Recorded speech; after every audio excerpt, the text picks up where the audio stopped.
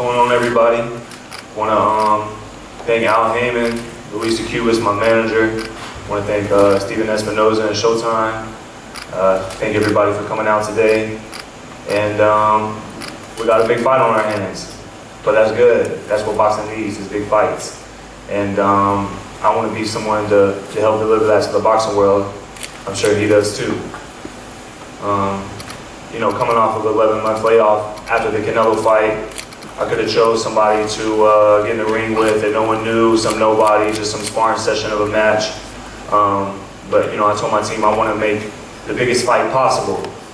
And that may not be the biggest fight out there, but give me the biggest fight possible. They came back to me with two-time former world champ, Anthony Durrell. And he was ranked high enough in the WBC to make that a 12-round WBC title eliminator. And you being the interim champ, and that being a title eliminator means I fight him, that means we get it on next, right? You were pressured. You didn't want to fight. That's why you got all the fucking demands. Huh? You got fucking pressure. You didn't want to fight. What did you ask for? 22-foot boxing ring? Rival gloves? No, blue corner? You want to come as a champion? Who's the champion? David, the Mexican monster is the champion. You want to come out as the champion. Yeah. David said, let me talk. So, being a 12-round, you know, a title eliminator, that means I know I'm next in line to fight for the interim champ, which is David. And so going into the Durrell fight, I knew what was happening next. I knew the plan. And so, you know, the narrative of me being pressured or bullied or cornered into, you know, having to fight him, it's not the case. I knew going in, hey, 12-round title eliminator, that means interim belt next. And, you know, the winner of this fight becomes Canelo's mandatory for the WBC world title. So I'm exactly where I want to be. I'm in the fight that I want. You know, in 2017, when David beat Ronald Gavril, I was waiting, you know, right at the bottom of the stairs saying, hey, let's make it happen. Let's do it. In 2019, I won a world title. 2020, me and my team, we reached out to Samson and say, hey, would you guys like to make something happen? He said, no, it's not time yet. You know, we need to let that fight marinate. We need to let it, you know, stay on the shelf for a minute, build it up, whatever. I don't know his intentions. So I go off on my mandatories. In the meantime, he loses his belt for a second time. And then all of a sudden, they're like, hey, let's fight, let's fight, let's fight. Well, I got the Canelo fight on the line now. So why would I toss that away to fight you? I don't know if you're going to show up on weight. I don't know if you're going to, you know, I don't know what's going to happen. So why would I throw that chance away to fight for Undisputed, to fight a future Hall of Famer, to fight someone, you know, one of the biggest fights in boxing. That's why we're in this, right? To have the biggest fights. So that's the fight I took, the Canelo fight. And March 25th, you ain't got to worry about me pulling out. Show up. I'm going to show up. Take care of those fragile hands. Yeah. Okay, show up. Because remember, this ain't my first big fight. I want to see you. This ain't my first one. I've been here before, and I've done it. Show up. And when I show up on weight, and I don't test positive for cocaine neither. So don't worry about me. Been knocked the fuck out already, but Canelo put you to sleep. That's exactly what I'm gonna do to you too. Hey, at the highest level, at the highest level, you still hit like a bitch. You got 13 fucking knockouts already. Fucking fight. You hit like a little bitch. Ask Anthony Durrell. What I did to Anthony Durrell?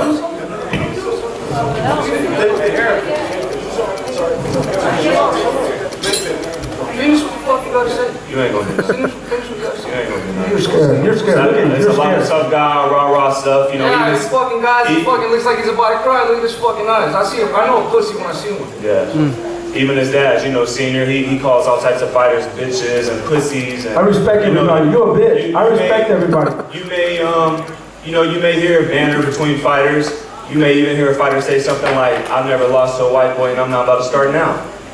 Who the fuck said that? When did I?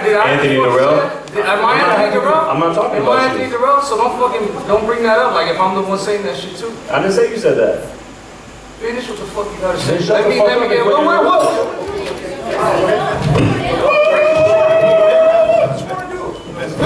You got outside the fucking hotel. You fucking pussy got all your fucking people with shit. This dude ain't scared. He's so mad. He's so mad. You're not gonna do nothing. So anyways, you know, you hear Jose Cena, you know, he calls fighters bitches and pussies, and you may hear that between fighters, but you don't normally hear boxing coaches talking like that. And the reason you don't really hear that is because a lot of boxing trainers, You should hurry up. they've been in the ring. You gotta go run, brother. They've been in the ring. They fought before. Exercise so you can but run. you've never fought. Close the fucking track. You never made that walk. You never had to lace up a pair of gloves and feed your family. Bitch. You don't know what it's like. Bitch. So it's easy for you to toss those words around because you never had to do it. You're a bitch. You never had to do it. Look at you. You want to cry? I want to cry. So anyways, March 25th, I'm going to be there. I'm going to be in shape. I'm going to be on weight. I ain't going to be on cocaine. And I'm going to whoop his ass. Just show up. Thank you, Caleb. Sure about fucking brought your glasses when we slap in the face. Are you listening? What the fuck is wrong with you? Are you listening? Talk to me like a fucking man. Listen. All right, now, coming to the podium. They're fine. Coming to the podium. Unbeaten. He's 26-0, 23 knockouts. He is the former two-time WBC super middleweight champion of the world. He has been nicknamed the Mexican Monster. He is David Benavidez. First of all, I want to thank God because without Him, none of this is possible. Secondly, I want to thank Al Heyman, Samson Lukowicz, Lisa Kubas, my father Jose Benavidez, and David Garcia. This has been a fight in the making for the past 5 years, and I couldn't have come at a better time. I'm at my best right now, mentally and physically. There's been a lot of shit talking going back and forth, but on March 25th, I get to put hands on Caleb Plant. And trust me, when I say, I'm gonna beat the fucking living shit out of you, pussy. I'm gonna beat the living shit out of you. Yo, yeah, and then when you're in the fucking ground bleeding from your fucking mouth, you're gonna realize how to respect a real fucking monster. That's real. What? I'm scared because I'm fucking... David, leave him alone. He's about to cry. This dude, man, he has 13 knockouts. He thinks just because he knocked fucking Anthony Durrell out, that's supposed to mean something to me. I beat the shit out of Anthony Durrell when I was 23 years old. I was champion before you. I got 3 fucking belts right now. Man, I don't know what you want to fucking be. You're a fucking show. You ain't nothing. And watch, March 25th, mark my words, I'm gonna put this motherfucker in the hospital. All right. Me, what the fans want to see, they want to go in there, they want to see a knockout. And he could try to act like I'm not like that, but look at my record, 26-0, 23 knockouts. Everybody, look at everybody how they look after I fight them. They're beat the fuck up. His partner in training. And I don't want to be a dick either because I love Kyrone and Davis, but you know, I don't, when I get up in here, I don't play around. They know what I am, I'm the Mexican Monster, this is exactly what I do, and he's no fucking different. He's no different from any other fighter I fought, so he's gonna see March 25th. Caleb, you guys have certainly had back and forth on social media, and you said, quote, there are wolves and there are sheep, and if you don't know which one you are, then you aren't a wolf. Explain to us what you were talking about when you said that to David. No, that's not what I said to David. That was just, a caption on an Instagram post of me on it. That had nothing to do with David. That's just for life in general, In life, if you want to succeed, you got to be a wolf. And there's a wolf and there's sheep. And if you don't know which one you are, then you probably aren't a wolf. So, David he's repeated a number of things that, Jose Uzcategui, I remember him saying about you. Anthony Durrell said the same thing about you, that, look, all this guy's going to do is run around the ring. I'm not Uzcategui and I'm not Anthony Durrell either. You knocked Uzcategui down a couple of times. We saw what you did to Anthony Durrell. What does David Benavidez need to know about Caleb Plant and the power he has in his hands on March 25th? March 25th, I'm coming. I'm going to be fully prepared. And I've been at this level before, I've done this before, and I know what it takes. And so, from now until March 25th, it's really just about who can train the hardest from now till then, and who can keep their foot on the gas without taking it off during camp. Hey, but he know how the canvas feel too, so I'm gonna put him back on that motherfucker. What is that? Oh, so you don't know how the canvas feels? You ain't been laid out before. Yes. The canvas. Now you don't fucking understand it well. I don't know, I can't understand what you're saying. Canvas. The floor. What about it? You've been on. Be laying down. Okay. Been on the fucking floor already, so I'm gonna put you And back you've been on the canvas too. You got dropped by Ronald Graville. I ain't get fucking put to sleep like you. I I wouldn't ain't even even fucking sleep. put I to sleep like you. You got knocked the fuck out in front of everybody. Hey, I got back You up. talking about you don't know if you're a fucking wolf or a sheep, motherfucker? You been on the floor. You a sheep. So what are you talking about? You ain't no fucking wolf. Sheep don't get to sit You up a here. fucking sheep, bro. She don't get to Man, sit up. you. One of the The things, motherfucker so hurt, he thinks he won that fight. And you aren't a sheep. Hold on, Hey, David, and you aren't a sheep either. I don't think you're a sheep. one of the things Sheep don't that, get to sit up here on the stage. I know you're a wolf. I'm a wolf too. And yeah, you touched the canvas. I touched the canvas. I know I got stopped, but I got right You back got knocked up. out. And I wanted to continue, but hey, you know the ref did his job. It was a good stoppage, and you know I took my hat to Canelo. He's a great fighter, but one of the things that's that, not no knock on me. yeah, one of the things that Jose talked about, and you can address this too, Caleb, is, you know, he said, listen, Caleb Plant wanted a bigger ring.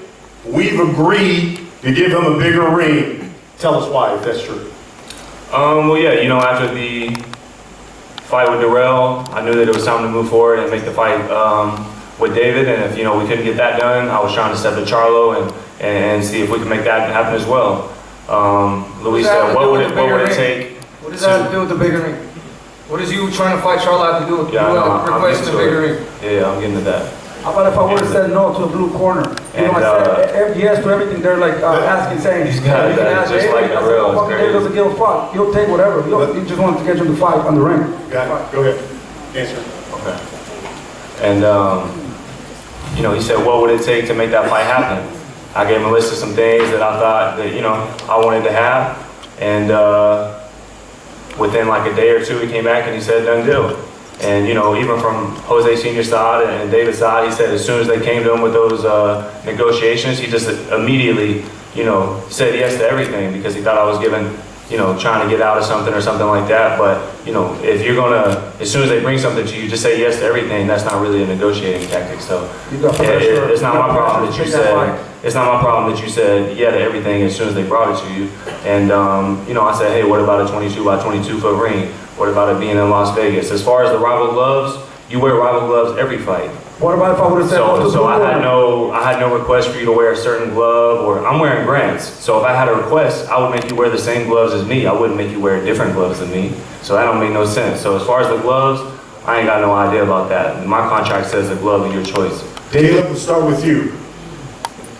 In Las Vegas, Showtime pay-per-view, for all the people who will pay their hard-earned money, buy tickets, buy the fight, what can you guarantee that they're going to get on March 25th when you step in the ring with David Benavidez? They're going to get a hell of a fight. I mean, again, I've never said David's a bad fighter. I don't think he's a bad fighter. I'm not interested in fighting bad fighters. I want to fight good fighters. I want to make big fights happen. And this is the biggest fight in the division that can be made. So I'm excited to do that March 25th. I see myself getting my hand raised. David, you get the final word. Lots of people coming out to the MGM Grand Garden Arena, paying their hard-earned money to Showtime pay-per-view to watch this fight. What can you guarantee they're going to get on March 25th? March 25th, I guarantee you I'm gonna knock Caleb Plant out before round 6. Guaranteed. There you have it, folks.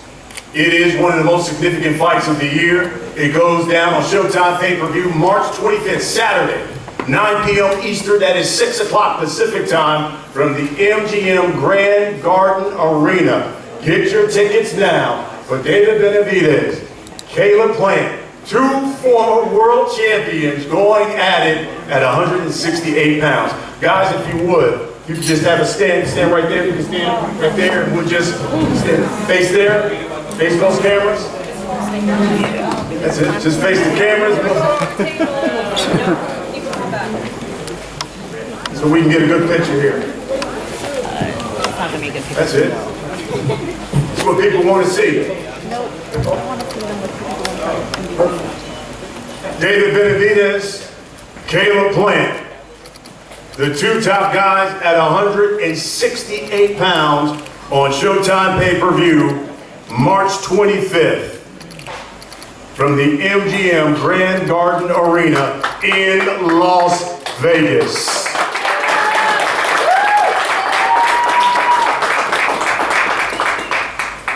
Thank you everybody for coming out. Thank you for watching. We'll see you March 25th in Las Vegas and on Showtime pay-per-view.